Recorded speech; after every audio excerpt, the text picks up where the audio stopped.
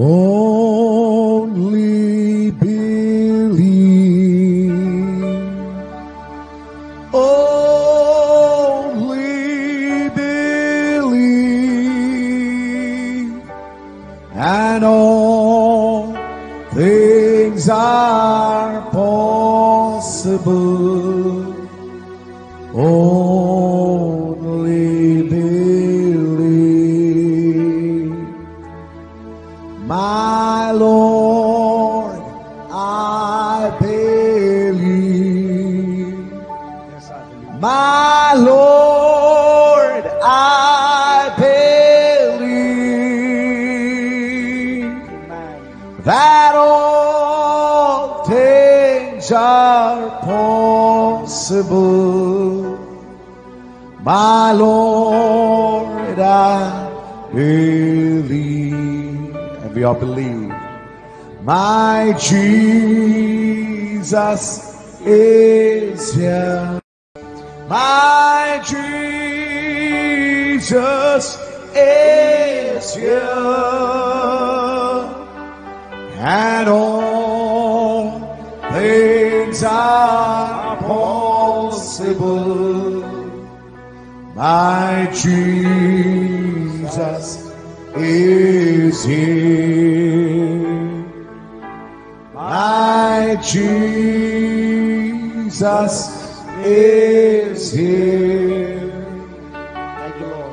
My Jesus is here.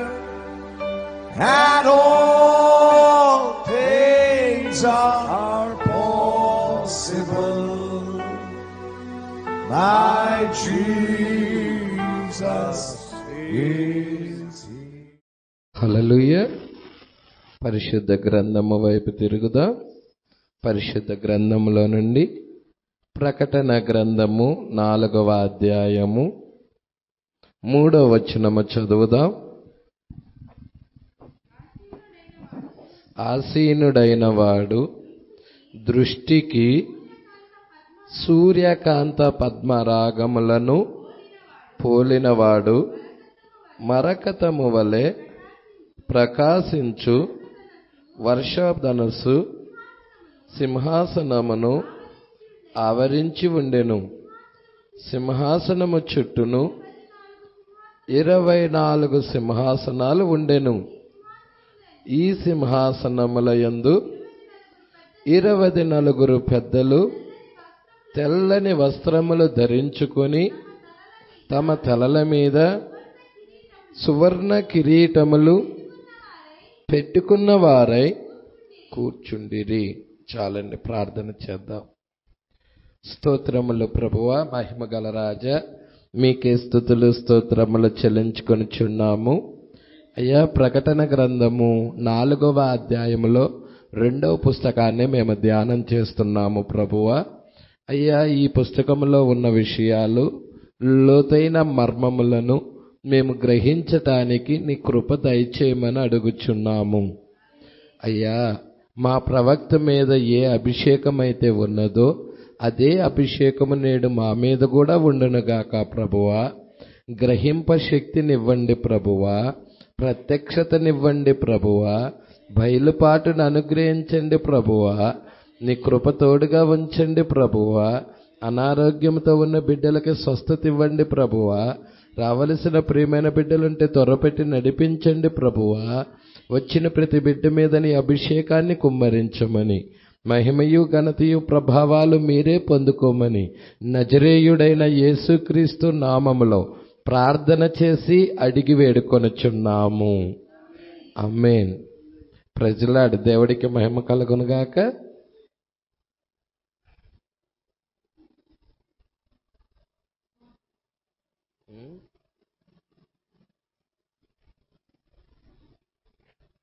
హల్లెలూయా. సరే, ఇక్కడ మనం చూస్తున్నాము ప్రకటన గ్రంథము 4వ అధ్యాయములో 2వ పుస్తకం అండి ఇది. మరి ఇది మన కాల ప్రవక్త జనవరి 1వ తారీఖున 1961 సంవత్సరము జెఫర్సన్ విల్లో ఇండియానాలో ప్రసంగించారండి. దేవుడికి మహిమ కలుగును గాక. జాగ్రత్తగా గమనిద్దాం. 42వ పేరా నుండి మనం చూడబోతున్నాం. కావున జ్ఞాపకం ఉంచుకోండి, మనుషులకు ఏది పెద్దదిగా కనపస్తుందో అది దేవుని ముందు చిన్నదిగా ఉంటుంది. మనుషులకి ఘనమైనది దేవుడికి ఘనహీనతగా ఉంటుంది. మనుషులకి ఘనహీనతగా ఉన్నది దేవుడి దృష్టిలో ఘనముగా ఉంటుంది. ఇప్పుడు మనుషులకి పెద్దదిగా ఉన్నదేమో దేవుని దృష్టిలో అది ఎలా ఉంటుంది? చిన్నదిగా కనిపిస్తుంది. ఇప్పుడు ఆ కారణం చేతనే మీరు చాలా పువ్వులను కలిగి లేరు. దేవుడు తిరిగి వచ్చినప్పుడు, యేసు మరలా వచ్చినప్పుడు మీరు ఆశ్చర్యపోతారు. ప్రజల మొదటి రాకడలో మీరు చూస్తే ఎలాగున్నదో రెండో రాకడలో కూడా అదే విధానములో ఉన్నది. మొదటి రాకడలో యేసుక్రీస్తుని చాలా మంది చూడలేకపోయారు. ఆయన శరీరం ధరించుకొని భూమి మీదకు వచ్చినప్పుడు అనేక మంది యూదులు ఆయనని ఎరగలేకపోయారు. అదే విధానములో రెండవ రాకడలో కూడా ఏం జరుగుతా ఉన్నదయ్యా అంటే వాక్యము శరీరం అవుతా ఉన్నది. ఆ వాక్యము శరీరం ధరించుకొని మన మధ్యకి వచ్చినా కానీ చాలా మంది గ్రహించలేకపోతా ఉన్నారు. ఇక్కడ గనక మీరు చూచినట్లయితే ఆ యొక్క అదంతా ఇక్కడ ఏమంటున్నాడో చూడమ్మా. 42వ పేరాలో ఆ కారణం చేతనే మీరు చాలా పువ్వులను కలిగి లేరు. దేవుడు తిరిగి వచ్చినప్పుడు, యేసు మరలా వచ్చినప్పుడు మీరు ఆశ్చర్యపోతారు. చిన్న దారిలో ఉన్న ఆ చిన్న శుభ్రము చేయు స్త్రీ మాదిరిగా మీరు కూడా ఆశ్చర్యపోతారు. ఆ యొక్క రోమియో జూలియట్ గురించి చెప్పబడి ఉన్నది. జూలియట్ మీరు చూసినట్లయితే ఆ స్త్రీ పాత్రలను, మురికి చేసిన పాత్రలను శుభ్రం చేస్తా ఉన్నది. మరి ఆ యొక్క వచ్చిన రాజు ఎవరిని చూసి ఉన్నాడంటే ఈ మురికిని కడుగుతున్న ఈ స్త్రీని చూచాడు. మరి రోమియో వచ్చి జూలియట్ను తీసుకొని వెళుతున్నాడు. అదే కార్యము యేసు వచ్చి ఆయన వధువుని తీసుకొని వెళుతూ ఉన్నాడు. మరి మీరు చాలా జాగ్రత్తగా గమనించినట్లయితే యేసు మరలా వచ్చినప్పుడు మీరు ఆశ్చర్యపోతారు. చిన్న దారిలో ఉన్న చిన్న శుభ్రం చేయు స్త్రీ మాదిరిగా మీరు కూడా ఆశ్చర్యపోతారు. ఆ వ్యక్తి ఏదియూ అనడు, తన రహస్యాలు తనలోనే ఉంచుకుంటాడు. మరియు నడుచుకుంటా దేవుని ముందుకు వినయముగా వస్తాడు. మీరు ఆశ్చర్యపోతారు. అది ఖచ్చితముగానే. తీర్పుల మీద నేను ప్రసంగించి ఎక్కువ కాలం అవ్వలేదనుకుంటాను. తీర్పుల మీద చెప్పిన అంశము నేను ప్రసంగించాను, అది ఎక్కువ కాలం అవి ఉండదు. తీర్పుల యొద్ద ఆశ్చర్యములు. వర్తమానం పేరేంటంటే తీర్పుల యొద్ద ఆశ్చర్యములు. మద్యమును తాగిన వ్యక్తి, దొంగతనము చేసినవాడు, అమ్మువాడు, మద్యాన్ని అమ్మేవాడు అక్కడ ఉండుట చూచినప్పుడు ఎటువంటి ఆశ్చర్యము కలగదు. ఎందుకంటే అతను వెళతాడని అతనికి తెలుసు. నేను తప్పు చేస్తున్నాను కాబట్టి నాకు ఈ శిక్ష తగినదే అంటాడు. ఖచ్చితంగా అబద్ధమాడేవాడు కూడా అక్కడ చూచినప్పుడు అతడు కూడా అబద్ధమాడి ఉన్నాడు కాబట్టి నా శిక్ష తప్పదనుకుంటాడు. వ్యభిచారం చేసిన వాడు కూడా అక్కడ చూసినప్పుడు నేను పలానా వ్యభిచారం చేసి ఉన్నాను కాబట్టి ఈ శిక్ష నాకు తప్పదనుకుంటాడు. Praise the lord. కానీ గమనించండి, ప్రతి ఒక్కటి అక్కడ ఉంటుంది. వాటిని చూసి ఎటువంటి ఆశ్చర్యము చెందవద్దు. కానీ అక్కడ ఆశ్చర్యం ఉన్నది మరియు నిరాశ కూడా ఉన్నది. ఎవరైతే తాము పరలోక రాజ్యము వెళతాము అనుకుంటున్నారో వారు క్రిందకు దించబడతారు. వారు ఎక్కడికి వెళ్తున్నారంటే పరలోక రాజ్యము వెళతాము అనుకున్న వారే క్రిందకి నరకానికి వెళుతున్నారు. అదే తీర్పు రోజు వింతలంటే. తీర్పు రోజు వింతలంటే అవే అయ్యున్నవి. దేవుడి రాజ్యము వెళతాము, పరలోకము వెళతాము అనుకున్న వారు, అనుకొని భూమి మీద జీవించిన వారు ఎక్కడికి వెళ్తున్నారు? వాళ్ళు నరకానికి వెళుతున్నారు. హల్లెలూయా. మరి ఒక వ్యభిచారం చేసిన వ్యక్తి నరకానికి వెళుతున్నప్పుడు నేను వ్యభిచారం చేశాను కాబట్టి నేను వెళుతున్నానని అనుకుంటా ఉంటది.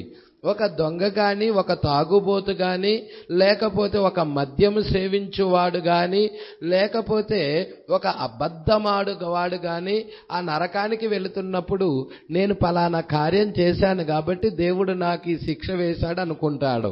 కానీ ఇక్కడ ఎవరు ఆశ్చర్యపోతారంటే తాను కరెక్ట్గా ఉన్నాను అనుకొని బ్రతుకుతున్న ఇతడు తీర్పు రోజున ఆశ్చర్యం పోతాడు.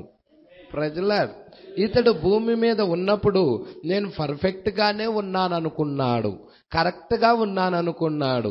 కానీ ఆ ధవళ సింహాసనము తీర్పు రోజున వాడికి తీర్పు తీర్చబడుతున్నప్పుడు వాడు అక్కడ అయ్యో అనే ఆశ్చర్యం అక్కడ పోతాడు. చూడండి, కానీ అక్కడ ఆశ్చర్యం ఉన్నది మరియు నిరాశ కూడా ఉన్నది. ఆ వ్యక్తి నిరాశ చెందుతాడనమాట. అవును, ఎవరైతే మేము వెళతాము అనుకున్నారో మరి వారు క్రిందకి దించబడుతున్నారు. అప్పుడు వారు ఇలా అంటారు, మంచిది, ఒక్క నిమిషం ఆగుము, నా తల్లి నా సంఘమునకు సంబంధించినది, నా తల్లి ఈ సంఘమునకు సంబంధించినది, నా తండ్రి ఈ సంఘమునకు సంబంధించిన వాడు, నా తాతగారు కూడా మరియు మా అమ్మమ్మ గారు కూడా ఈ సంఘమునకే చెందినవారు. నా జీవితమంతా ఆ సంఘములోని సభ్యునిగా ఉన్నాను. ప్రజల, నేను మిమ్మల్ని ఎన్నడూ ఎరగను అని అంటున్నాడు ఆయన యేసుక్రీస్తు. అక్రమము చేయువార్లారా నా యొద్ద నుండి పోండని వారితో చెప్తున్నాడు. ఆ వృద్ధుడైన షిమియోను, మీరు వెళ్ళాలి అనుకుంటే, మీరు పరలోకము వెళ్ళాలి అనుకుంటే, పరలోకము వెళ్ళే ముందు, ర్యాప్చర్లో వెళ్ళే ముందు ర్యాప్చరింగ్ ఫెయిత్ అనేది వస్తుంది. హల్లెలూయా. ర్యాప్చరింగ్ ఫెయిత్ అంటే ఎత్తబడే విశ్వాసం. ఆ ఎత్తబడే విశ్వాసము ఎవరికైతే ఇస్తున్నాడో వారు ఎత్తబాటులో వెళతారు. ఇక్కడ మనం చూసినట్లయితే వృద్ధుడైన షిమియోను ఉన్న దినాలలోకి చూద్దాం. అంటే ఇప్పుడు మీరు చూస్తే పిక్చర్ని, కెమెరాని ఎటువైపు తిప్పుతున్నాడంటే ఈ కాల ప్రవక్త 2000 సంవత్సరాల క్రితం యేసుక్రీస్తు శరీరము ధరించుకొని బాలుడుగా పుట్టిన దినాల వైపుకు తిప్పుతున్నాడు. ప్రజలాడు, అక్కడ ఆలయం ఒకటి ఉన్నది. దేవాలయంలో ఎన్నో ఏళ్ల నుంచి సేవ చేస్తున్న వృద్ధుడు అతడు, ముసలవాడతడు. అతని పేరేంటంటే షిమియోను. అతని పేరేంటి? షిమియోను. మీరు లేఖనము చూడాలని ప్రభు పేరట కోరుచున్నాను. లూకా సువార్త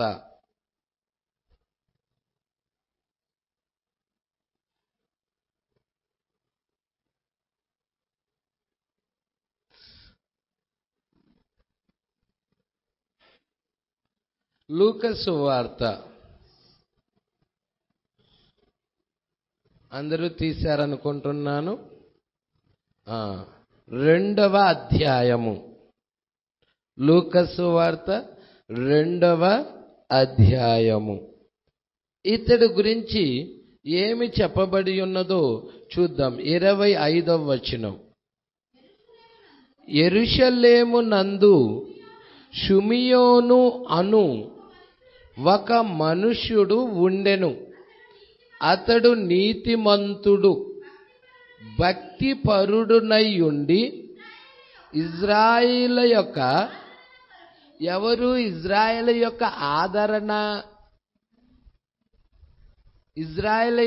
ఆదరణ కొరకు కనిపెడుతున్నాడు. ఇంతకీ ఇజ్రాయేలు యొక్క ఆదరణ ఎవరు?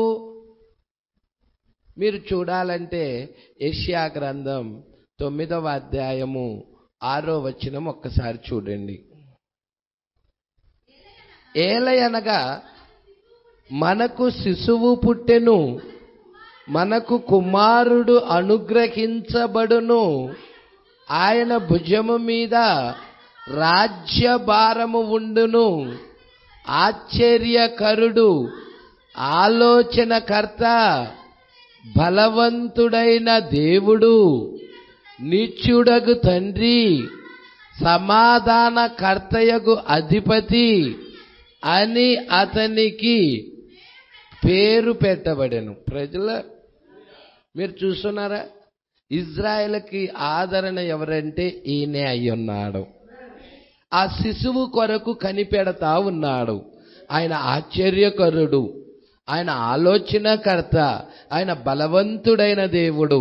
ప్రజల ఆదరణకర్త అయిన, సత్యస్వరూపి అయిన, పరిశుద్ధుడాయన, ఇజ్రాయెల్ పక్షాన యుద్ధాలు జరిపించిన ఆయన, ఇజ్రాయెల్కి మోక్షాన్ని ఇవ్వటానికి వచ్చిన ఆయన, ఈరోజు అన్యజనులైన మనకి కూడా మోక్షాన్ని ఇవ్వటానికి, నిత్య జీవం ఇవ్వటానికి, మరణము నుండి విడిపించటానికి మన దగ్గరికి వచ్చిన ఆయన కూడా ఆయన అయి ఉన్నాడు.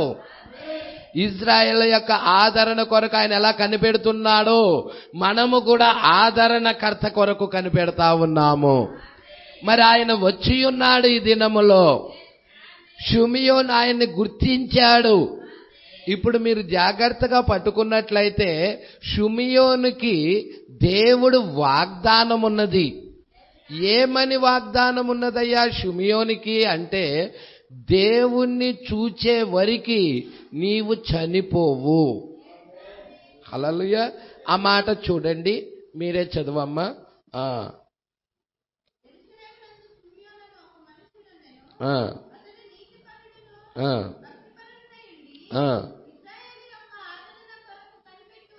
ఇజ్రాయెల్ యొక్క ఆదరణ కొరకు కనిపెట్టువాడు, పరిశుద్ధాత్మ అతని మీద ఉండెను. అతడు ప్రభువు యొక్క క్రీస్తును చూడక మునుపు మరణము పొందడని అతనికి పరిశుద్ధాత్మ చేత. ఇప్పుడు చెప్పండి, పరిశుద్ధాత్మ ద్వారాగా షిమియోనికి ఏం బయలుపరచబడినది? ఏం బయలుపరచబడినదండి? క్రీస్తును చూడక మునుపు మరణము పొందడని అతనికి పరిశుద్ధాత్మ చేత బయలుపరచబడి ఉన్నది. అంటే ఆయన ఎవరిని చూడాలి? క్రీస్తును చూడాలి. క్రీస్తుని పరిశుద్ధాత్మ క్రీస్తును చూపించే పనిలో ఉన్నది. ఎవరికి? షిమియోనికి. ఆ తర్వాతే షిమియోను చనిపోతాడు. పరిశుద్ధాత్మ షిమియోనికి క్రీస్తును చూపించనంతసేపు అతడు చనిపోడు. ప్రజలాడ్, అతడు మరణించడు. ఎందుకంటే అతడి పరిశుద్ధాత్మ చేత ఏమని చూపబడి ఉన్నదంటే, క్రీస్తును చూడక మునుపు అతడు చనిపోడని ముందుగా చెప్పబడినది. ప్రజలాడ్, మొదటి రాకడలో క్రీస్తు వచ్చింది ఎంత వాస్తవమో, రెండో రాకడలో కూడా క్రీస్తు వచ్చినది అంతే వాస్తవమై ఉన్నది. మొదటి రాకడలో ఏర్పరుచుకున్న వారికి క్రీస్తును గూర్చిన ప్రత్యక్షత, క్రీస్తును చూపిస్తా ఉన్నాడు. పరిశుద్ధాత్మ దేవుడు ఆ షిమియోనికి క్రీస్తుని బయలుపరుస్తా ఉన్నాడు. ఫలానా వ్యక్తి క్రీస్తని దేవుడే, ఆ పరిశుద్ధాత్మే షిమియోనికి చూపించబడతా ఉన్నది. ఈ రోజు కూడా ఎన్నుకోబడిన కొంతమంది ఉన్నారు, ఏర్పాటులో ఉన్నవారు కొంతమంది ఉన్నారు. వాళ్ళు సజీవముగా ఎత్తబడేవారు. హల్లెలూయా. మరి మీరు చూచినట్లయితే వారు మరణము చూడకుండా వారు కొనిపోబడతారు. వారు ఖచ్చితముగా దేవుడే వారికి ఆ క్రీస్తును గూర్చిన బయలుపాటిస్తున్నాడు. Praise lord. ఈరోజు కూడా ఉన్నారా అండి? ఉన్నారు. అక్కడ మొదటి రాకడలో ఎన్నుకోబడిన షిమియోను ఉన్నట్లయితే రెండో రాకడలో కూడా ఎన్నుకోబడిన ఒక చిన్న గుంపు ఉన్నది. హల్లెలూయా. వారికి ఆ గుంపుకు క్రీస్తును చూపించిన తర్వాతే కొంతమంది నిద్రిస్తారు, కొంతమంది సజీవముగా మార్పు చెందుతారు. అది లేఖనమై ఉన్నది. ఇక్కడ మీరు చూడండి, ఇక్కడ మీరు చూడండి, షిమియోనికి ఏ విధముగా క్రీస్తుని దేవుడు చూయిస్తున్నాడో చూడండి, పరిశుద్ధాత్మ చూయిస్తుందో చూడండి. 27 అంతటా ధర్మశాస్త్ర పద్ధతి చొప్పున ఆయన విషయమై జరిగించుటకు, ఇప్పుడు యేసేపు మరియాలు ధర్మశాస్త్ర పద్ధతి చొప్పున యేసుక్రీస్తుకి జరిగించటానికి శిశువుని ఎక్కడికి తీసుకొని వచ్చారండి? దేవాలయములోకి తీసుకొని వచ్చారు. Praise the lord. దేవుని ఆలయంలోకి తీసుకొని వచ్చారు. చదువుదాం.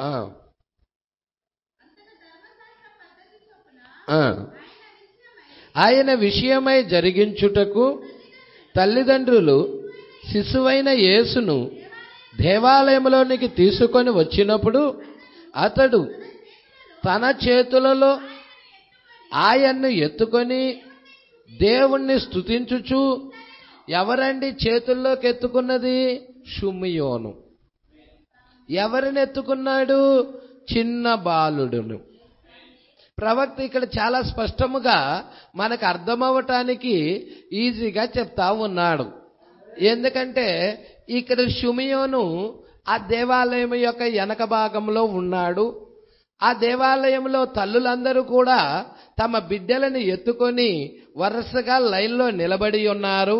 ప్రజల పరిశుద్ధాత్మ షిమియోను మీదకి వచ్చి దేవాలయంలో వెనక భాగంలో ఉన్న షిమియోనుని ఆ లైన్లో ఉన్న ఆ పిల్లల దగ్గరికి తీసుకొని వచ్చినది. షిమియోను కరెక్ట్గా ఎవరి దగ్గరికి వచ్చాడంటే బాలుడైన యేసు యొద్దకు వచ్చి ఆ పిల్లవాడిని ఎత్తుకొని ఇలా అంటున్నాడు. ఏమంటున్నాడమ్మా? 29 నాదా, ఇప్పుడు నీ మాట చొప్పున సమాధానముతో నీ దాసుని పోనిచుచున్నావు. Praise the lord. మరి షిమియోను ఇక్కడ గుర్తించాడా అండి? క్రీస్తును గుర్తించాడా? గుర్తించకపోతే నాదా అని అనడు. నాదా అని అంటున్నాడంటే గుర్తించి ఉన్నాడు. ఇప్పుడు నీ దాసుని సమాధానముతో పోనిస్తున్నావు. నేనిప్పుడు క్రీస్తును చూచి ఉన్నాను. నేనిప్పుడు సమాధానముతో వెళుతా ఉన్నాను. నేను మెస్సియాను చూచి ఉన్నాను అని ఆ వృద్ధుడైన షిమియోనికి పరిశుద్ధాత్మ బయలుపరిచినది.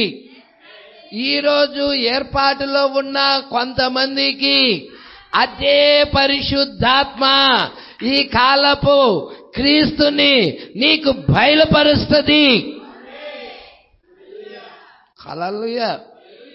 అందుకే అంటున్నాడు, నాదా, ఇప్పుడు నీ మాట చొప్పున సమాధానముతో నీ దాసుని పోనిచుచున్నావు. అన్యజనులకు నిన్ను బయలుపరుచుటకు వెలుగుగాను, నీ ప్రజలైన ఇజ్రాయేలుకు మహిమగాను, నీవు సకల ప్రజల ఎదుట సిద్ధపరిచిన నీ రక్షణ నేను కన్నులారా చూచితిని. Praise the lord. దేవుడికి మహిమ కలుగునుగాక. చూశారా అండి? ఇప్పుడు ఆయన రక్షణను కన్నులారా చూచాడు. ఏర్పరుచుకున్న వ్యక్తి. ఈరోజు మన రక్షణను కూడా మనము చూడగలుగుతున్నామా? ఈరోజు మన సిలువను మనం చూడగలుగుతున్నామా? ఈ కాలపు సిలువ ఏమై ఉన్నది? ఎంతమంది ఎరిగి ఉన్నారు? ప్రజల దేవుడికి మహిమ కలుగునుగాక. హల్లెలూయా. అందుకే ఇక్కడ చాలా జాగ్రత్తగా కనుక మనం చూచినట్లయితే, అన్యజనులకు నిన్ను బయలుపరుచుటకు వెలుగుగాను, నీ ప్రజలైన ఇజ్రాయేలుకు మహిమగాను, నీవు సకల ప్రజల ఎదుట సిద్ధపరిచిన నీ రక్షణను నేను కన్నులారా చూచితిని. యేసేపును ఆయన తల్లియు ఆయన్ను గూర్చి చెప్పబడిన మాటలు విని ఆశ్చర్యపడిరి. షిమియోను వారిని దీవించి, ఇదిగో అనేక హృదయాలోచనలను బయలుపడునట్లు ఇజ్రాయేలులో అనేకులు పడుటకును తిరిగి లేచుటకును వివాదాస్పదమైన గుర్తుగా ఈయన నియమించబడి ఉన్నాడు, మరియు నీ హృదయములోనికి ఒక ఖడ్గము దూసుకొని పోవునని ఆయన తల్లి అయిన ప్రజల నీ హృదయములోనికి ఒక ఖడ్గము దూసుకొని పోవునని ఆయన తల్లి అయిన మరియాతో చెప్పెను. అదే సమయములో అషేరు గోత్రికురాలు పెనుయేలు కుమార్తె అయిన అన్న అను ఒక ప్రవక్తి ఉండెను. ఆమె కన్యత్వము మొదలుకొని 7 ఏండ్లు పెనిమిటితో సంసారము చేసి బహుకాలము గడిచినదై 84 సంవత్సరాలు విధవరాలై ఉండి దేవాలయము విడవక ఉపవాస ప్రార్థనలతో రేయింబవళ్ళు సేవ చేయుచుండెను. ఆమె కూడా ఆ గడియలోనే లోపలికి వచ్చి దేవుని కొనియాడి యెరూషలేములో విమోచన కొరకు కనిపెట్టుచున్న వారు అందరితో ఆయన గురించి మాట్లాడుచుండెను. అంతటా వారు ప్రభువు ధర్మశాస్త్రము చొప్పున సమస్తము తీర్చిన పిమ్మట గలిలయలోని నజరేతు అను ఊరిలోకి తిరిగి వెళ్ళిరి. ప్రజలా వీళ్ళిద్దరు కూడా అన్న, అదే విధముగా షిమియోను, ఇద్దరు కూడా క్రీస్తును చూడగలిగారు. ధర్మశాస్త్ర ఉపదేశకులైన ప్రధాన యాజకులైన కైపా చూడలేకపోయాడు, శాస్త్రులు చూడలేకపోయారు, పరిసయ్యులు చూడలేకపోయారు, పెద్ద పెద్ద సంస్థలు చూడలేకపోయాయి. హల్లెలూయా. ఎవరు చూడగలిగారు? ఎవరి యొక్క ముందు నిర్ణయంలో ఎవరి పేర్లైతే ఆయన రాసుకొని ఉంచాడో ఆ గ్రంథంలో వారు చూడగలిగారు. ఇక్కడకు చూద్దామండి. మనము 40 ఎన్నో పేరండి 43.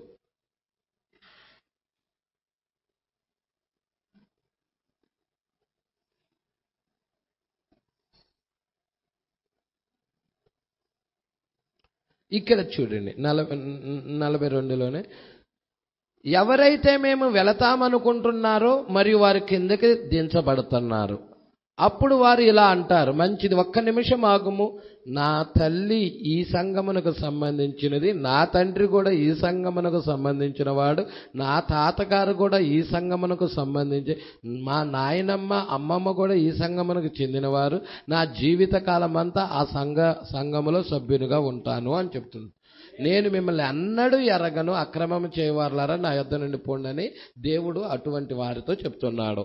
43వ పేరాలో వృద్ధుడైన షిమియోను ఉన్న ఆ దినాల్లో చూడుము, ఎవరికీ తెలియని వ్యక్తి అతడు, ఎటువంటి గుర్తింపు లేని వ్యక్తి అతడు. అతడి గురించి పరిశుద్ధ గ్రంథంలో ఏమీ చెప్పబడలేదు. కానీ పరిశుద్ధ గ్రంథం చెప్పుచున్నది పరిశుద్ధాత్మ చేత అతడికి బయలుపరచబడినది. పరిశుద్ధాత్మ చేత క్రీస్తును గురించి అతడికి బయలుపరచబడినది. అక్కడనే అతడున్నాడు, నీవును అక్కడనే ఉన్నావు. ప్రభు అయిన క్రీస్తును చూచేంత వరకు అతడు మరణించడని. బాప్తిజం ఇచ్చి యోహాను ఎవరో చూడుము, ఒక రకమైన వింతగా ఉండే వ్యక్తి.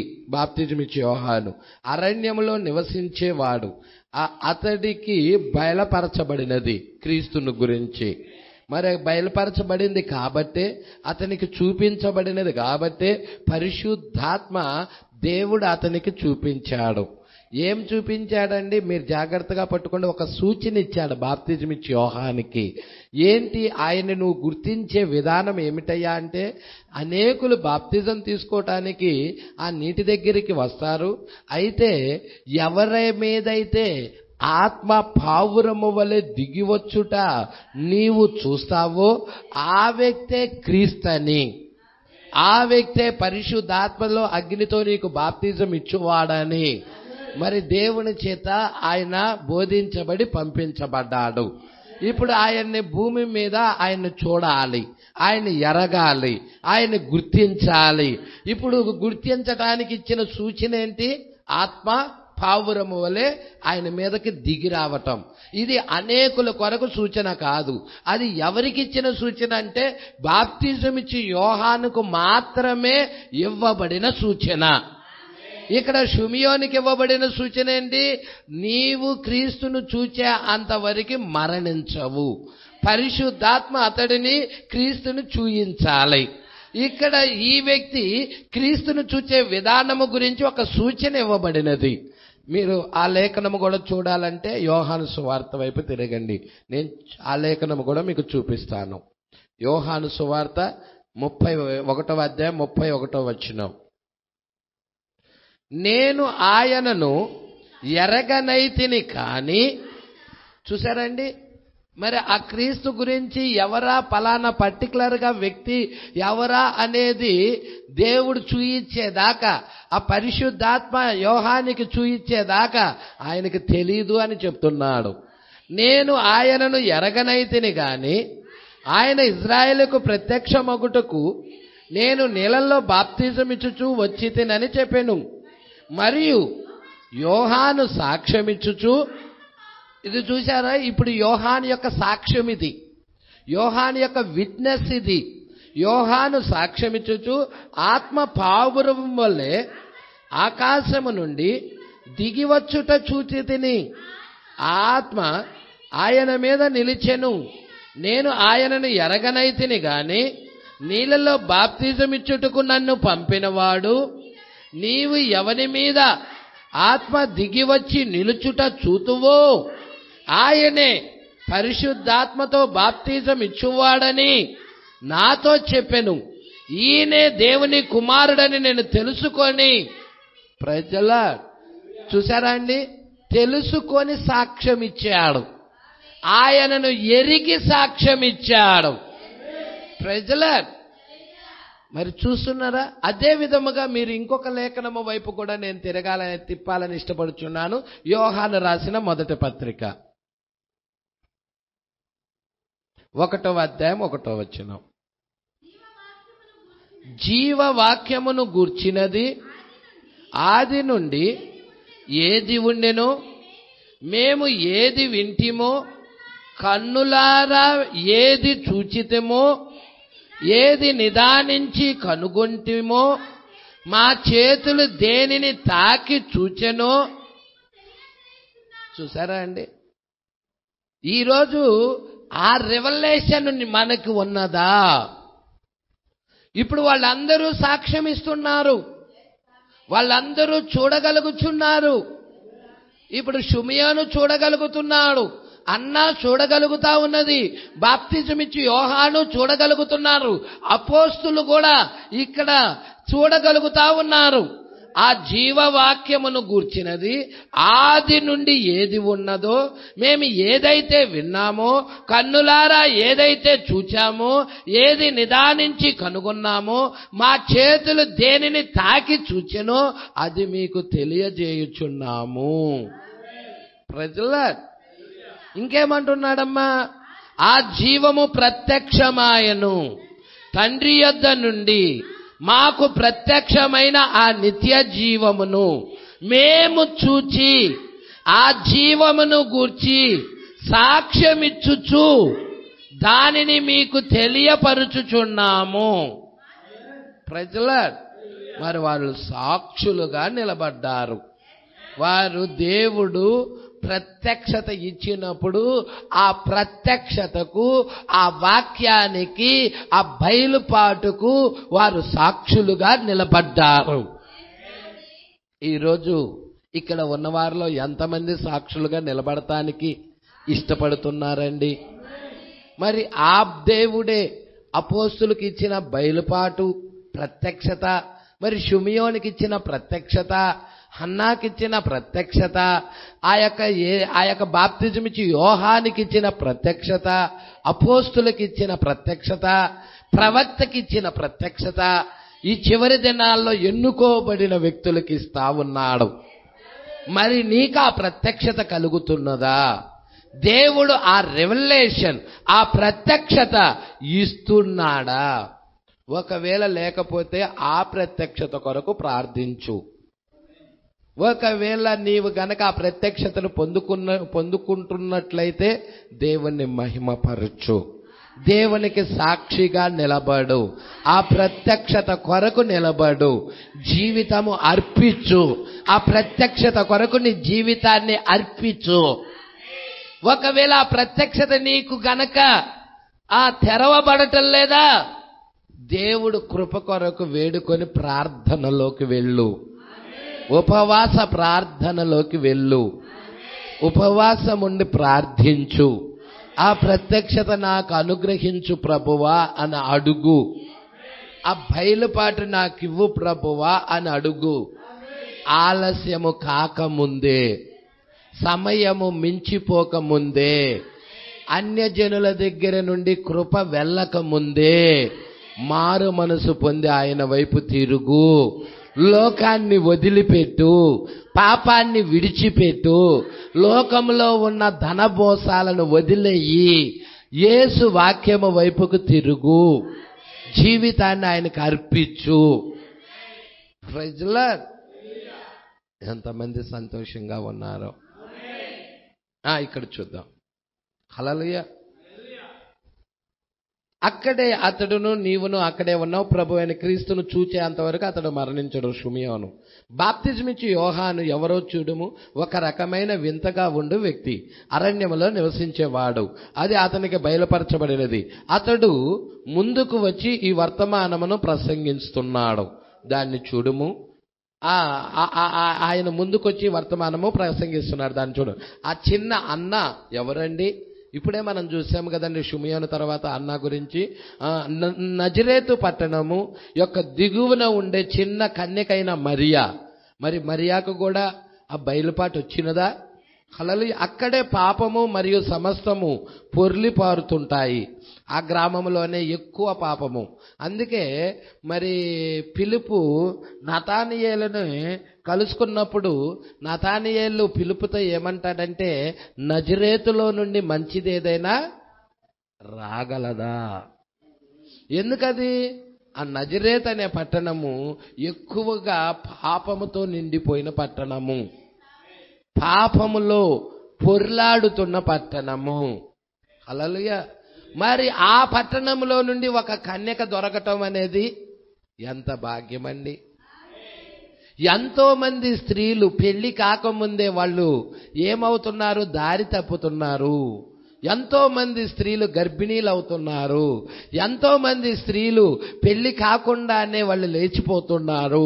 ఎంతో మంది వివాహ ప్రమాణాలని ముక్కలు చేస్తున్నారు. హల్లెలూయా.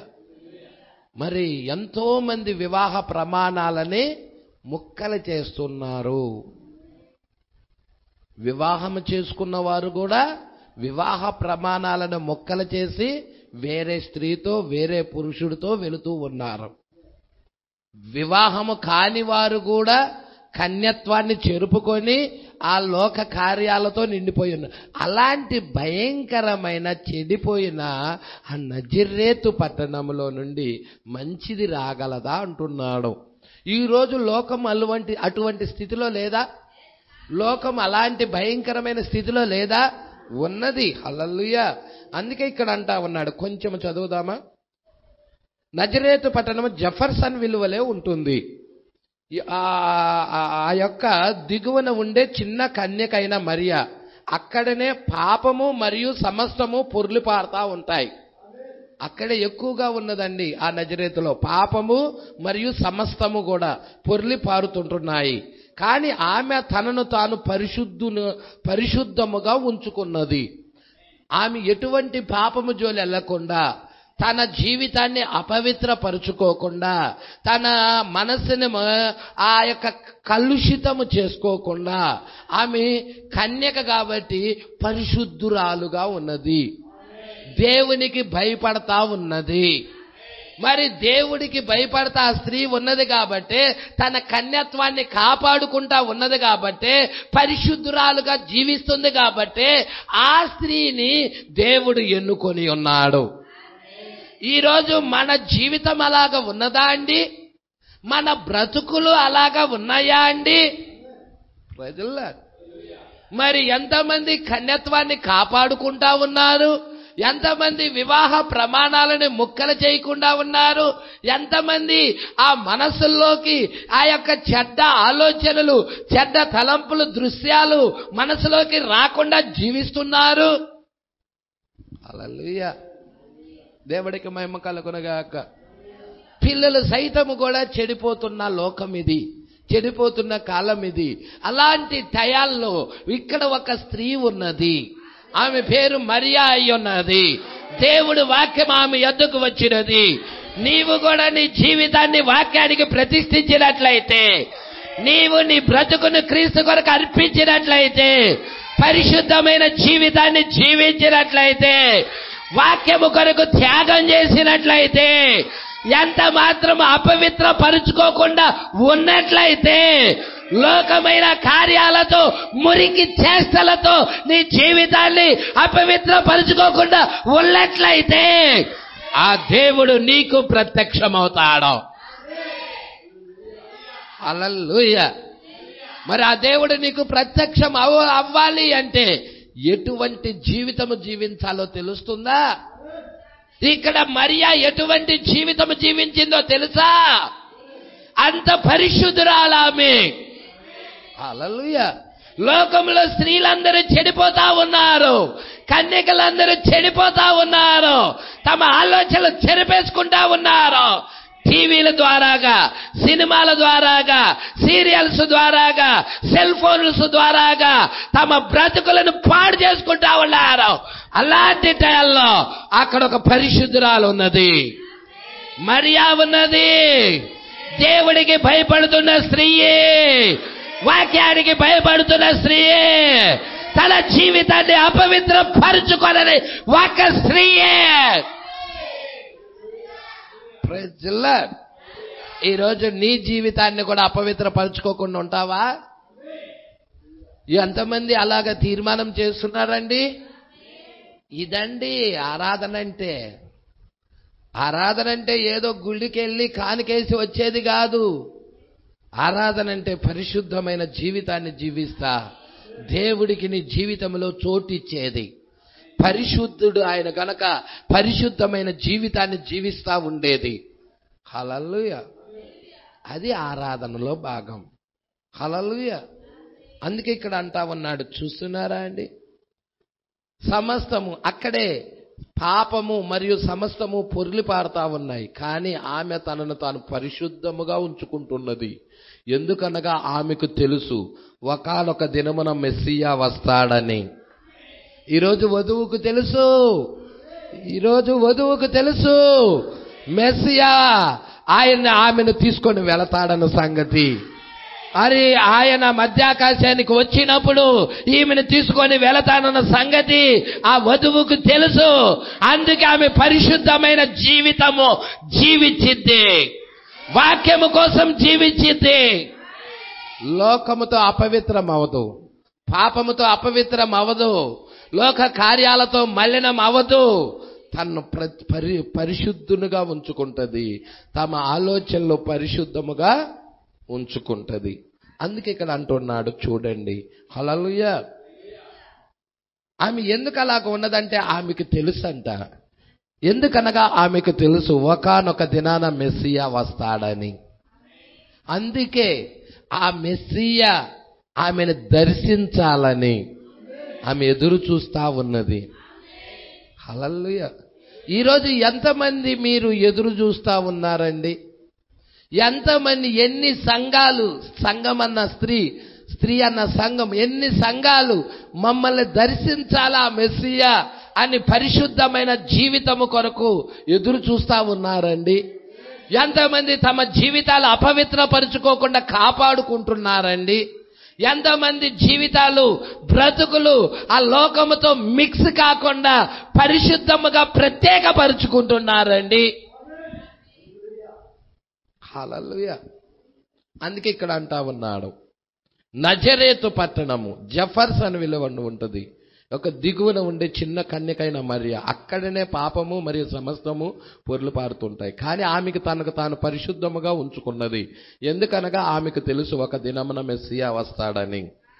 యేసేపు ఒక వడ్రంగివాడు, తన భార్యను కోల్పోయాడు.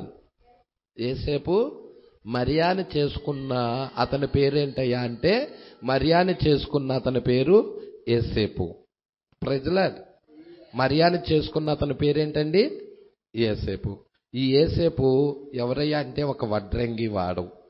అంటే వడ్రంగి అంటే తెలుసుగా, చెక్క పనులు చేసే ఆయన అనమాట. తన భార్యను అతడు తనకున్న భార్య చనిపోయిందన్నమాట. మరియు ఆ చిన్న బాలిక అతనికి ప్రదానం చేయబడినది. ఆ మరియా యేసేపుకి ప్రదానం చేయబడినది. మరియు దాని ద్వారా పరిశుద్ధాత్మ అక్కడకు రావలసి ఉన్నది. మరియు అప్పుడు లోకమంతా చుట్టూ చేరి మరియు చెడ్డ పేర్లు పెడుతుంది ఆ స్త్రీని. నీవు పెళ్లి కాకుండానే గర్భం ధరించావని. ప్రధానమే అయింది. వివాహం కాల, ఈమె ఆల్రెడీ గర్భం ధరించింది. ప్రజల లోకమంతా మరియాని చెడ్డ పేరుతో పిలుస్తుంది. ప్రజల మరియా నేను పాపము ఎరగని దానిని అన్నా గానీ లోకము నమ్మటం లేదు. సర్వోన్నతుడైన దేవుడి యొక్క శక్తి నన్ను కమ్ముకున్నదని చెబుతున్నా గానీ లోకము నమ్మటం లేదు. ఈరోజు సత్యము ప్రకటించిన ఏ విధముగా లోకము నమ్మటం లేదో, అలాగే ఆ రోజు మరియా మాట్లాడిన మాటలకి లోకము నమ్మటం లేదు. హల్లెలూయా. చూడండి, జాగ్రత్తగా పట్టుకోండి. ఇక్కడ జాగ్రత్తగా పట్టుకోండి. 1-2 పేరాలతో ముగిద్దాం. యేసేపు ఒక వడ్రంగివాడు, తన భార్యను కోల్పోయాడు. మరియు ఆ చిన్న బాలిక అతనికి ప్రదానం చేయబడినది. మరియు దాని ద్వారా పరిశుద్ధాత్మ అక్కడికి రావలసి ఉన్నది.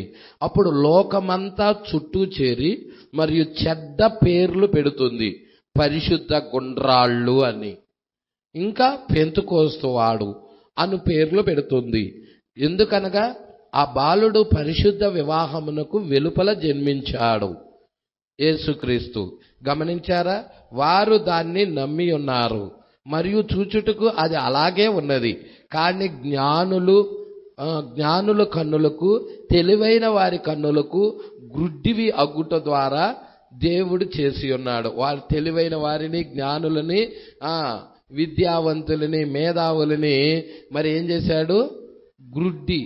గ్రుడ్డివిగా చేశారు. వాడి కన్నులు చూడలేక అజ్ఞానులకు బయలుపరుస్తున్నాడన్నమాట దేవుడు చేసిన. మరియు వారు నేర్చుకున్నట్లుగా పిల్లలకు కూడా బయలుపరిచారు. వాళ్ళు ఏదైతే నేర్చుకుంటున్నారో అట్లాగే పిల్లలకు కూడా బయలుపరిచారు. చూసారా అండి? కొద్దిసేపు అయిన తర్వాత నేను తాకబో అంశానికి సరిపోయేంత నేపథ్య సంగతులు తెలియజేశానని నేను ఆశిస్తున్నాను. నేను మీకు చూపించబోచున్నాను. అంటే ఇదంతా కూడా పునాది వేసేస్తున్నాడు. దేనికి? ప్రకటన గ్రంథం 4వ అధ్యాయం 2వ భాగంలో ఉన్న సంగతులకి వేసేస్తున్నాడు. మీరు ఈ నూనెను గమనించారా? ఇప్పుడు హల్లెలూయా.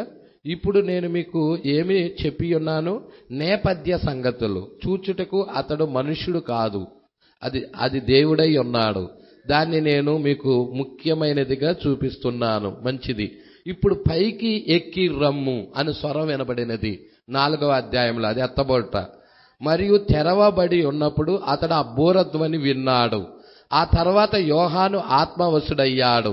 ఆత్మవశుడై మరియు అతడు ఆత్మను పొందుకున్నప్పటి నుండి సంగతులను చూచుట ప్రారంభించాడు. నీవును ఆత్మను పొందుకున్నప్పటి నుండి సంగతులు చూచుట ప్రారంభిస్తావు. ఆత్మను ఎప్పుడైతే నువ్వు పొందుకుంటావో అప్పుడు ఆ సంగతులు చూడటం ప్రారంభిస్తావు. మొదటిగా నీవు ఆత్మను పొందుకోవలసి ఉన్నది. అది నిజమేనా? హల్లెలూయా. ఇక్కడ ఒక బాస్కెట్ బాల్ ఆట గురించి చెప్తా ఉన్నాడండి.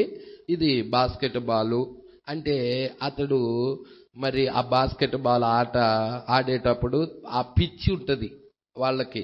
క్రికెట్ ఆడే వాళ్ళకి పిచ్చి, ఆ యొక్క బాస్కెట్ బాల్ ఆడే వాళ్ళకి పిచ్చి. 46వ పేరా వైపుకి తిరుగుతున్నాను, మీరు ఇదంతా ఇంటికి వెళ్ళి చదువుకోండి. వారు ఆ విధముగా తీసుకొని వెళ్ళుట నేను చూచుచున్నాను.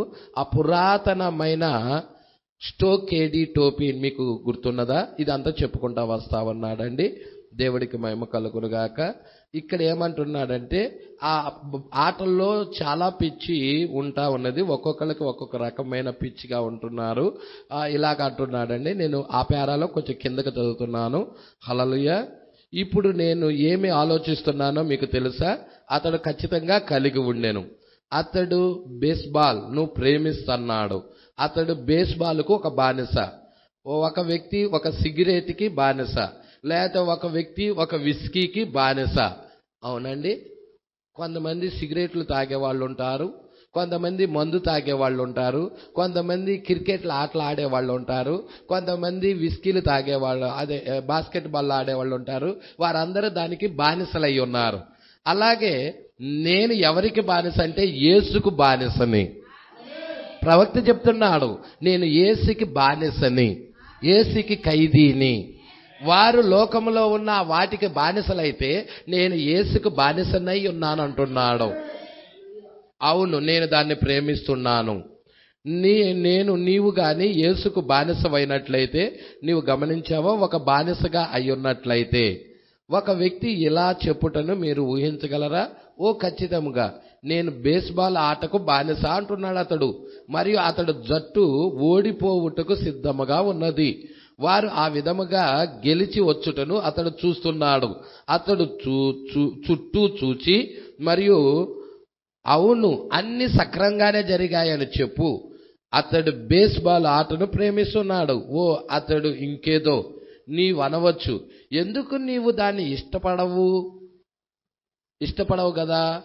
మరి నీలో ఏదో లోపమున్నది అని. ప్రతి చిన్న బేస్బాల్ ఆటకు బానిసలైన వారు అలా అంటారు.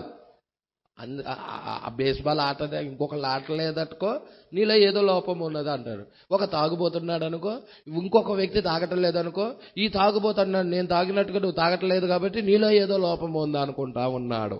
అలాగన్నమాట. పట్టుకుంటున్నారా అండి? చూడండి. హల్లెలూయా. అక్కడ కూర్చున్న వారిని చూడుము. ఇప్పుడు ఇద్దరిని కలుపుము. గమనించుము. ఓ యేసుకు నీవు బానిసగా లేతే మారినప్పుడు, ఎప్పుడైతే నువ్వు ఖైదీ అవుతావో యేసు కోసం, పరిశుద్ధాత్మ నిన్ను ఆ వాక్యములో ముంచున్నట్లుగా నీవు భావిస్తావు. వాక్యంతో నువ్వు మునిగిపోతా ఉంటావు. అప్పుడు ఏదో అరుపు బయట నుండి వస్తుంది. ఓ నిన్ను నీవు దాటి వెళ్ళిపోతావు. హల్లెలూయా. ఏమంటున్నాడో చూస్తున్నారా? ఎప్పుడైతే నువ్వు వాక్యానికి బానిసవవుతావో, వాక్యము వస్తున్నప్పుడు నీ లోపల నుండి ఏదో ఒక అరుపు వస్తుంది, ఆ వాక్యానికి స్పందన వస్తుంది. హల్లెలూయా. ఇక్కడ ఏం జరిగిందో చూడండి. ఒక ఫ్యామిలీ ఉంది, పెళ్ళైనది, పిల్లలు కూడా కలిగి ఉన్నారు. అయితే కొంతకాలము భర్తతో బాగానే జీవించినది, దేవుణ్ణి నమ్ముకున్నాడు అతడు అని భార్య అతన్ని వదిలిపెట్టేసింది. చూడండి, జాగ్రత్తగా పట్టుకోండి. ఇక్కడే నేను చదువుతున్నాను 47వ పేర. ఈ వ్యక్తి నన్ను క్షమిస్తాడని నేను ఆశిస్తున్నాను. ఇక్కడ దగ్గరగా కూర్చున్న వ్యక్తి ఒక పెద్ద పొడవైన నల్లని వాడు ఇక్కడ కూర్చొని ఉన్నాడు. ఒక దినమున అతడు బయట వరండాలో నిలబడి ఉన్నాడు. మరియు ఎవరికో ఏదో సహాయం కావాలని ఎవరో అన్నారు. మీకు తెలుసా? ఆ విధముగా అతన్ని ఆశీర్వాదముగా ఉన్నది.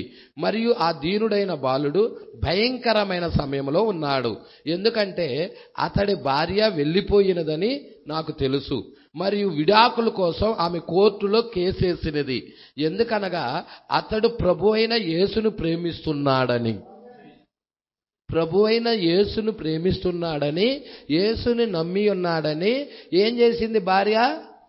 కేసు పెట్టేసింది, విడాకులు ఇచ్చేసింది, వెళ్ళిపోయింది, కేసేసింది, నాకు ఆయన అవసరం లేదని.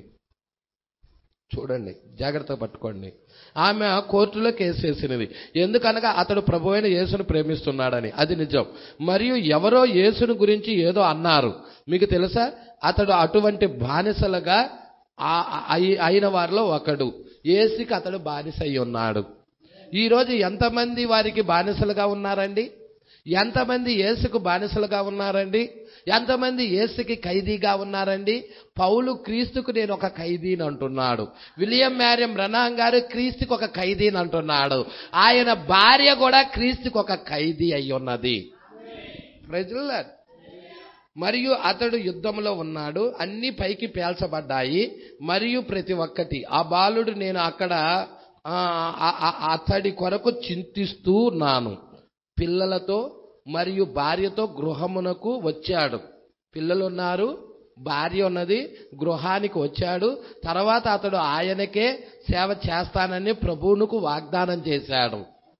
అంటే దేవుడు బాప్తిజం తీసుకొని ప్రభు కొరకు జీవిస్తానని, ప్రభువుకు సేవ చేస్తానని వాగ్దానం చేశాడు. మరియు దేవుడు అతన్ని దీవించుట ప్రారంభిస్తుండగా, మరియు అతడు దేవునితో సరిగానే ఉన్నాడు.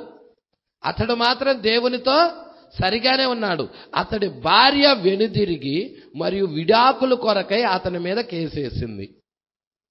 చూసారండి అపవాది ఎవరిలో జొరబడిందో? అపవాది ఎవరిలైనా జొరబడొచ్చు. భార్యలో జొరబడినది. ఇతడు వాక్యం పట్ల సరిగానే ఉన్నాడు. ప్రజలా పట్టుకుంటున్నారా? భార్యలైనా జొరబడచ్చు, భర్తలైనా జొరబడచ్చు, పిల్లలైనా జొరబడచ్చు, ఎవరిలైనా జొరబడచ్చు అపవాది. హల్లెలూయా. జాగ్రత్తగా వినండి. విడాకుల కొరకై అతని మీద కేసు వేసినది. మరియు అతన్ని విడిచి వెళ్ళిపోయింది కూడా. ఆమె వెళ్ళిపోయింది విడిచిపెట్టేసి. ఆ భర్తని వదిలివేసి నువ్వు దేవుడి దగ్గరికి వెళ్తున్నావు, దేవుడిని నమ్ముకుంటున్నావు అని ఆ భర్తను వదిలేసి వెళ్ళిపోయినది. అంటే ఈ మీద ఏ స్పిరిట్ ఉంది? దేవుడు ఆత్మ ఉంటే ఇద్దరు కలిసి దేవుడి సన్నిధికి వచ్చేవాళ్ళు. దేవుడు ఆత్మ లేదు. ఏ ఆత్మ ఉంది? దురాత్మ ఉన్నది, దయ్యపాత్మ ఉన్నది. అందుకే దేవుడి సన్నిధికి రావటానికి ఇష్టపడలేకపోతుంది. విడాకులు. ఇతరు దేవుడి సన్నిధికి వెళ్తుందని కేసేసింది. చూడండి మరి ఏమంటున్నాడు. మరియు అతడు దేవుడితో సరిగానే ఉన్నాడు. వ్యక్తి మాత్రం, పురుషుడు బాగానే ఉన్నాడు.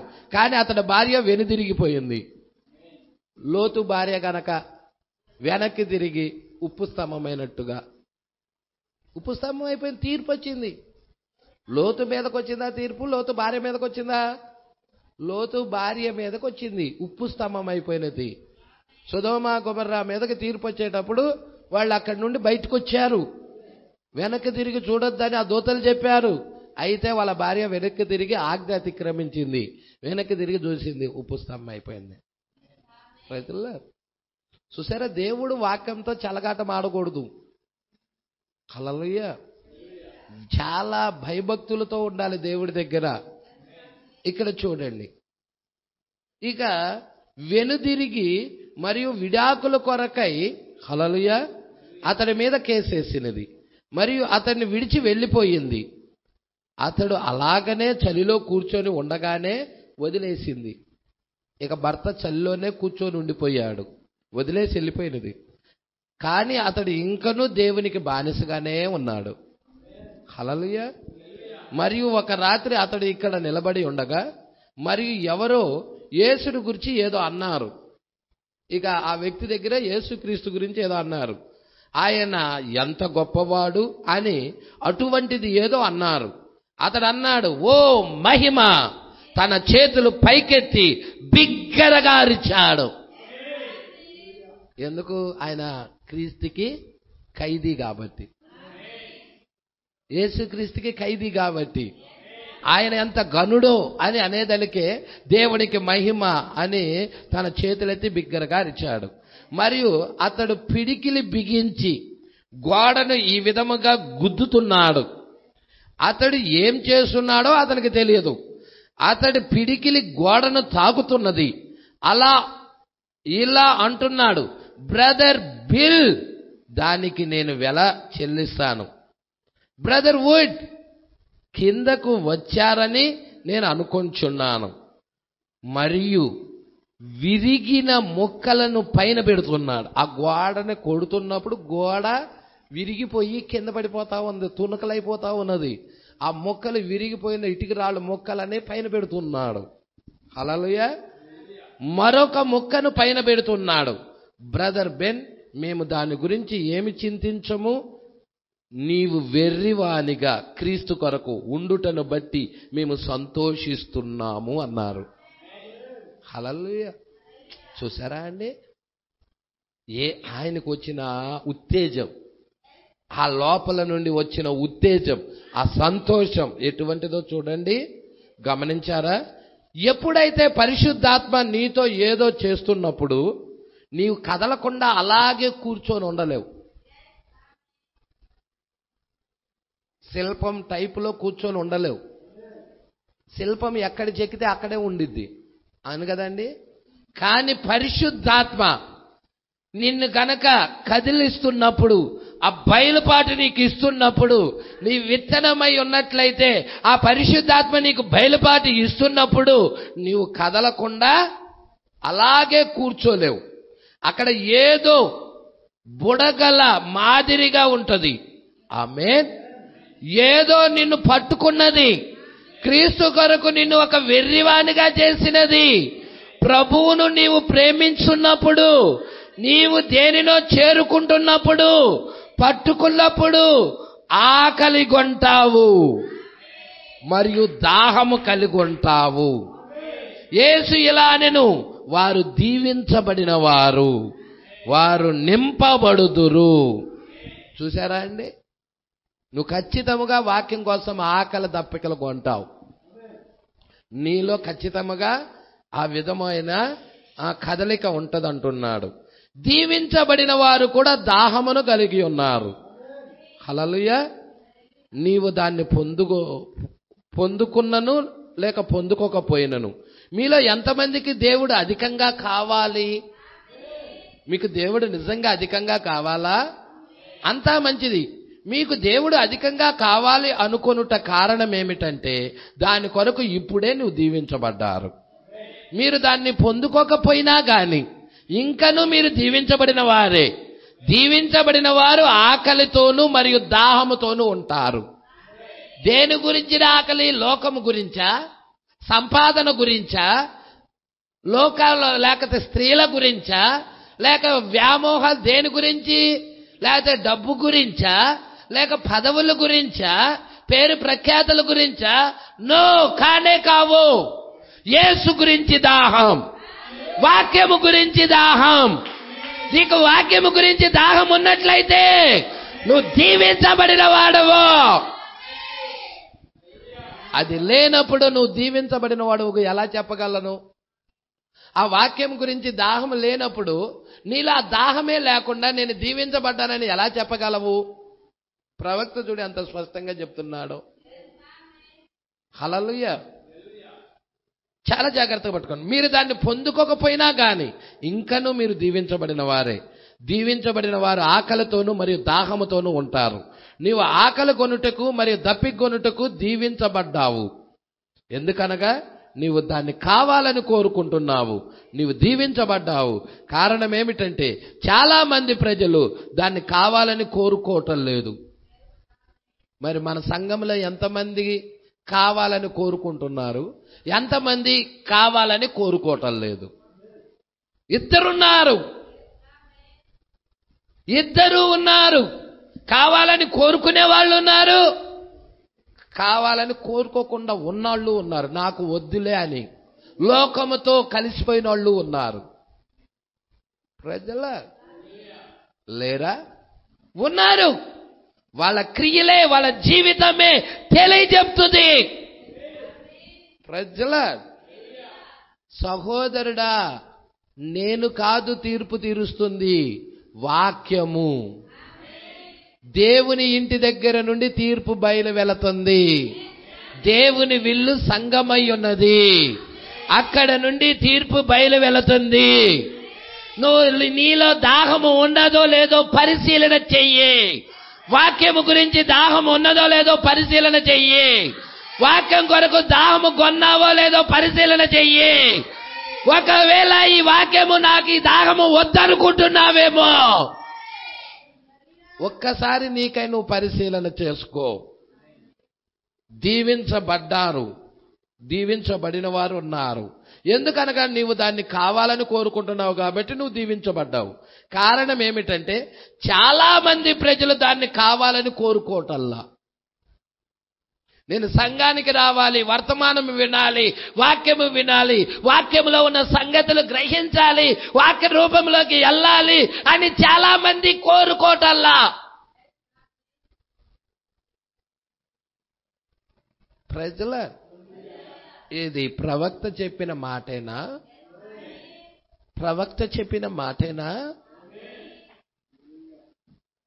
హల్లెలూయా. ఇరువురున్నారు. కారు ద్రాక్షావల్లి ఉంది, నిజ ద్రాక్షావల్లి ఉంది సంఘంలో. ప్రజల వాక్యం కొరకు తపన కలిగిన వారు ఉన్నారు, కావాలని కోరుకునేవారు తపన కలిగి, చాలా మంది ఎక్కువ భాగం అవసరం లేదనే వాళ్ళు ఉన్నారు. ప్రజల కోరుకోవటల్లా. వేరొక దినమున నా వర్తమానము జ్ఞాపకం ఉన్నదా, మరొక దినమున నా వర్తమానము జ్ఞాపకం ఉన్నదా? గమనించారా? బుద్ధిహీనుని వలె అతడు బహుమతి బాక్సును ఉంచుకొని బహుమతిని విసిరివేశాడు. చుట్టబడిన దేవుని కానుక పట్టుకుంటున్నారండి. ఏమట్టి పెట్టుకున్నాడు? పెట్టినట్టు పెట్టుకున్నాడు. బాక్స్ నట్టు పెట్టుకున్నాడు. పైనున్న బాక్స్ని, లోనున్న బహుమతిని విసిరి పడేశాడు. అటువంటి వ్యక్తి ఏ వ్యక్తి అంటారు? బుద్ధిహీనుడు. ప్రజల మనకి పైనున్న పెట్టి కావాలా, లోపల ఉన్న బహుమతి కావాలా? లోపల ఉన్నది కావాలి. అతడు బహుమతి బాక్సును ఉంచుకొని బహుమతినేమో విసిరేశాడు. బాక్సును తీసుకోవద్దు, బహుమతిని తీసుకో, అది మంచిది. హల్లెలూయా. నెక్స్ట్ వారం 49వ పేరా నుండి చూద్దామండి. చాలా అద్భుతమైన విషయాలు ఉన్నాయి. హల్లెలూయా. ఎంతమంది ఆయన ప్రేమిస్తున్నారు? మరి చాలా ఈ వర్తమానం వినండి. మస్ట్ అండ్ షుడ్, చుట్టబడిన దేవుని కానుక. మస్ట్ అండ్ షుడ్గా వినండి. చాలా మంచి వర్తమానం. బహుమతి, చాలా మంది బహుమతిని తీసుకోవటల్లా. బహుమతికి చుట్టిన బాక్సుని, బహుమతికి చుట్టిన ఆ మెరుగు కాగితాలని. ఇప్పుడు ఒక వివాహం జరుగుతుంటే ఒక ప్రైజ్ ఇచ్చే ముందుగా, ఒక గిఫ్ట్ ఇచ్చే ముందు దాన్ని ఏం చేస్తామండి? దాన్ని ప్యాకింగ్ చేస్తాము. చక్కగా అందమైన ప్యాకింగ్. లోపల వస్తువు ఉంది. ప్యాకింగ్ ఉంచుకొని వస్తువు విసిరి పడైతే ఎట్టుండిద్ది? అదే చేస్తున్నారు. అక్కడ యూదులు అదే చేశారు, ఇక్కడ అన్ని జనులు అదే చేస్తున్నారు. ప్రజల మరి ఆ వర్తమానం వినండి. నెక్స్ట్ వారం దేవుడి చిత్తమైతే ఈ వారంలోనే ఏదో టేబు వేస్తున్నాం మనం. టేబు ఉదయకాలంలో వేసే వర్తమానం పేరేంటమ్మా? స్పష్టం కార్యధ్వని అయిన తర్వాత దేవుడి చిత్తమైతే చుట్టబడిన దేవుని కానికేద్దాం. దేవుడికి మహిమ కలుగును గాక. ఎంతమంది సంతోషంగా ఉన్నారు? మరి దేవుడి మాటలు దీవించును గాక.